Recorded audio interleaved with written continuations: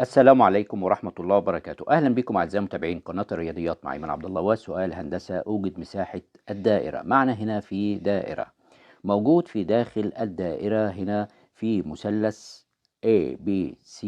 هذا المثلث اللي باللون الفيروزي هنا معلوم مساحته 81 سنتيمتر مربع.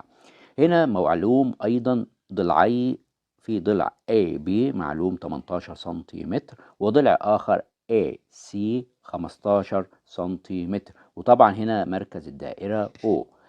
المطلوب إيجاد مساحة هذه الدائرة كاملة. طبعا يمكنك تثبيت الفيديو ومحاولة إيجاد الحل بنفسك. على بركة الله نبدأ مع بعض عرض الفكرة وعرض الطريقة. لكن رجاء اللي بيشوفنا لأول مرة يشترك في القناة ويفعل زر الجرس ليصله كل جديد لدينا إن شاء الله. والباحث على أسئلة الهندسة يجدها في قوائم التشغيل في قائمة بعنوان اختبارات الهندسة. نبدأ عرض الفكرة والطريقة. في بداية الأمر إحنا هنبتدي إن إحنا نسقط من سي عمودي هنا نسقط عمودي على AB. هذا العمودي طبعا بيكون قائم، وهنا ده هيمثل لك هنا H الارتفاع للمثلث. ونحن نعلم ان مساحة المثلث بتكون عبارة عن ايه؟ مساحة المثلث بتساوي نصف القاعدة في الارتفاع، نصف القاعدة في الارتفاع. طيب يعني هنا مساحة المثلث طبعا معلومة، موجودة 81 سنتيمتر مربع، يعني إذا 81 دي بتساوي النصف. القاعدة عندك كلها كاملة هنا ب 18، في 18 هنا يبقى في 18، لكن الارتفاع نحن لا نعلمه، واحنا في صدد البحث عنه وإيجاد الارتفاع اللي هو الارتفاع H. طيب يبقى إذا هنا لو جينا إن احنا نختصر ده على الاتنين، فالواحد هنا على الاتنين هنا يكون الناتج 9، يعني الواحد وثمانون دي بتساوي 9 كام؟ 9 اتش. طيب هنا بالقسمة على معامل الاتش، يعني 9 بنقسم الطرفين على التسعة، فنجد هنا إن قيمة الاتش دي هتساوي إيه؟ هنطلع بكده إن الاتش بتساوي التسعة سنتيمتر، يعني الارتفاع ده طلع لي بتسعة سنتيمتر. هنا 9. طب هنا أنا لو جيت أركز على المثلث اللي أنا ظللته باللون الأخضر، وهو المثلث اسمه هنا هيكون A D C. هذا المثلث قائم الزاوية برضو هنا عندي دي. طيب معلوم في عندك هنا 9 سنتيمتر، وفي موجود الوتر 15 سنتيمتر، يعني أحد ضلعي هنا ب9. طب والضلع التاني ايه دي؟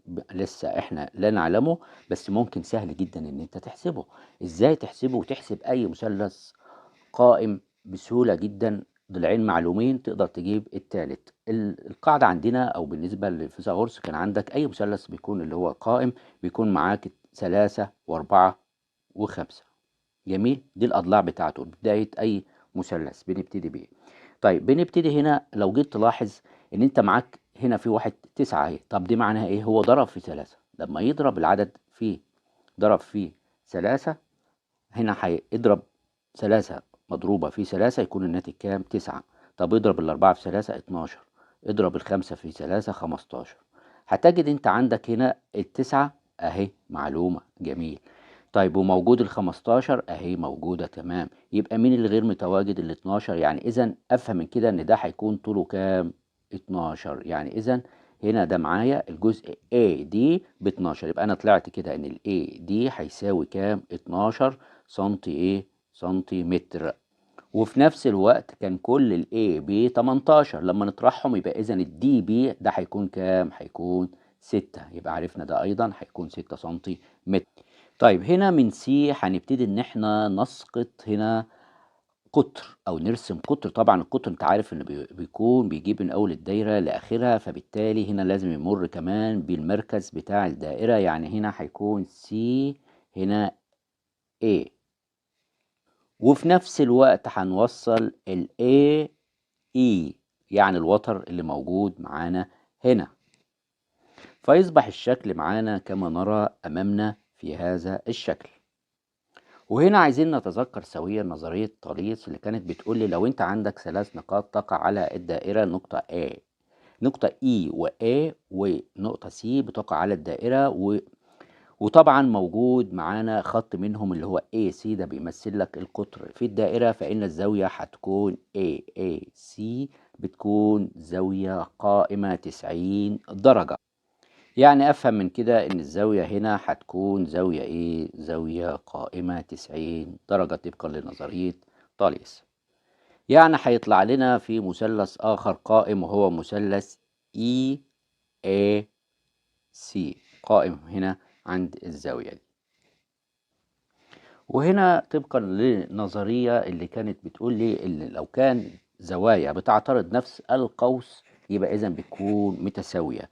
إزاي؟ يعني إحنا عندنا هنا القوس ده، شايف القوس ده كله؟ جميلة.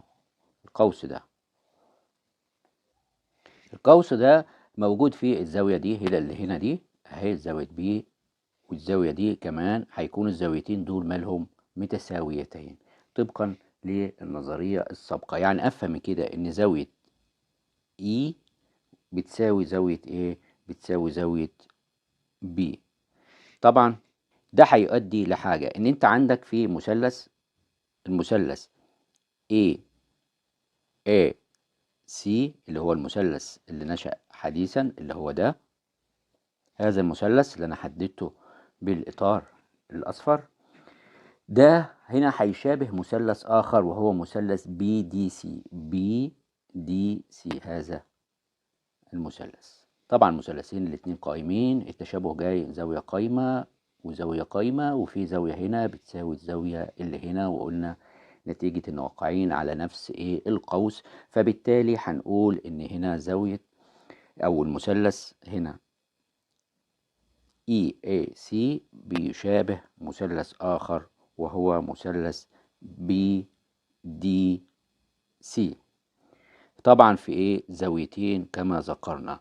طيب هنبتدي ان احنا نعمل عملية تناسب بين التشابه اللي متواجد معانا ده. طيب ازاي التشابه؟ هيكون معاك هنا الضلع ده انا لا اعلمه هيكون اكس، فبالتالي هيكون معاك الاكس على ال15 دي بتساوي هنا الستة على التسعة، 6/9 ضلعي القايمة يعني من كل مثلث. طيب هنا لما نيجي ان احنا نضرب في 15، لما تضرب في 15 لمين؟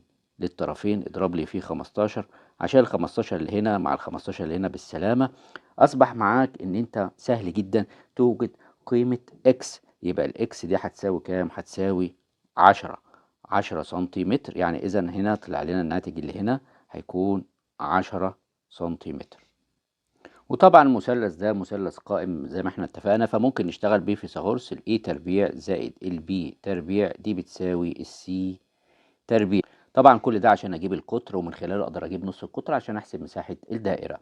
طبعا ده هيكون هنا A وهنا البي، وطبعا ده هيكون السي، فبالتالي هنا ال10 تربيع زائد هنا ال15 تربيع دي بتساوي السي تربيع. يعني هنا 100 زائد هنا ال15 تربيع يعني 225 دي بتساوي السي تربيع. طيب يبقى من خلالها ممكن أقول السي تربيع بتساوي هنا 325. طبعا هنوجد الجذر التربيعي للطرفين، هنا بتوجد الجذر التربيعي للطرفين، يبقى من خلالها بقول إن السي دي بتساوي الجذر التربيعي ل 325. والسي ده بيمثل لك اللي هو مين؟ السي بيمثل اللي هو AC اللي هو يعتبر القطر كاملا، بيساوي هنا ال325. طب أنا عايز نصف القطر اللي هو R، نصف القطر يبقى العدد ده 300 جذر 325 مقسوم على كام؟ مقسوم على الاتنين، ده نصف مين؟ نصف القطر. وانت عندك ان مساحة الدائرة دي بتساوي ايه؟ بتساوي باي R تربيع. طيب هنا عندك يبقى بتساوي مساحة الدايرة دي هتساوي الباي مضروبة في هنا الجذر التربيعي ل 325 على الاتنين هنا، يعني بتساوي 305 طبعا دي تربيع ما ننساش ان دي كانت تربيع، 325 باي على كام؟ على الأربعة. يعني إذا بالاختصار بتاعنا هيكون الناتج تقريبا هنا 81.25 باي سنتيمتر مربع. دي مساحة مين؟ مساحة الدائرة. شكرا لكم والسلام عليكم ورحمة الله وبركاته.